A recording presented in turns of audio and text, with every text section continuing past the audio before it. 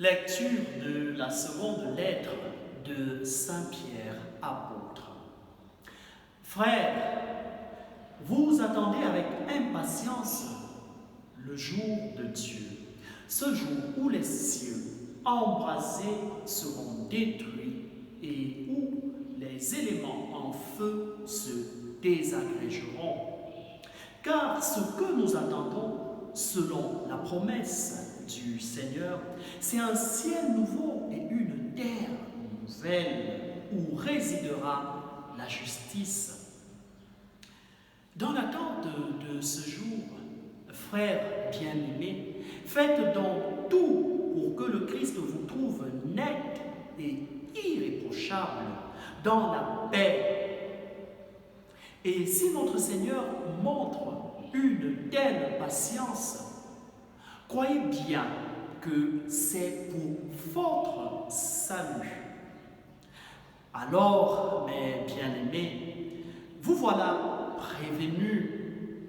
Prenez-y garde, ne vous laissez pas entraîner dans les égarements d'hommes dévoyés et ne perdez pas la position solide qui est la vôtre. Mais continuez à grandir dans la grâce et la connaissance de Jésus-Christ, notre Seigneur et notre Sauveur. À lui la gloire dès maintenant et jusqu'au jour de l'éternité. Amen. Parole du Seigneur. Le psaume est tiré du psaume 89. D'âge en âge, Seigneur, tu as été notre refuge. Avant que naissent les montagnes, que tu enfantes la terre et le monde, de toujours à toujours, toi, tu es Dieu. D'âge en âge, Seigneur, tu as été notre refuge. Tu fais retourner l'homme à la poussière. Tu as dit, retournez, fils d'Adam. À tes yeux, 1000 ans sont comme hier. C'est un jour qui s'en va, une heure dans la nuit. D'âge en âge, Seigneur, tu as été notre refuge. Le nombre de nos années, 70, 80 pour les plus vigoureux. Leur plus grand nombre n'est que peine et misère. Elles s'enfuient, nous nous envolons. D'âge en âge, Seigneur, tu as été notre refuge. Rassasie-nous de ton amour au matin, que nous passions nos jours dans la joie et les chants. Fais connaître ton œuvre à tes serviteurs et ta splendeur à leurs fils. D'âge en âge, Seigneur, tu as été notre refuge.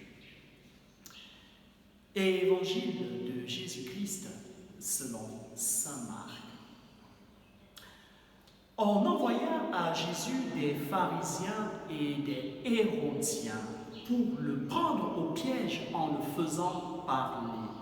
Et ceux-ci viennent lui dire, « Maître, nous savons que tu es toujours vrai. Tu ne te laisses influencer par personne, car tu ne fais pas de différence entre les gens, mais tu enseignes le vrai chemin de Dieu. Est-il permis, oui ou non, de payer l'impôt à l'empereur? Devons-nous payer, oui ou non? Mais lui, sachant leur hypocrisie, leur dit, « Pourquoi voulez-vous me mettre à l'épreuve? Faites-moi voir une pièce d'argent. » Ils le firent. Et Jésus leur dit, « Cette effigie et cette légende, de qui sont-elles? » « De l'empereur César, répondirent-ils. Jésus leur dit, « À César ce qui est à César, et à Dieu ce qui est à Dieu. » Et ils étaient remplis d'étonnement à son sujet.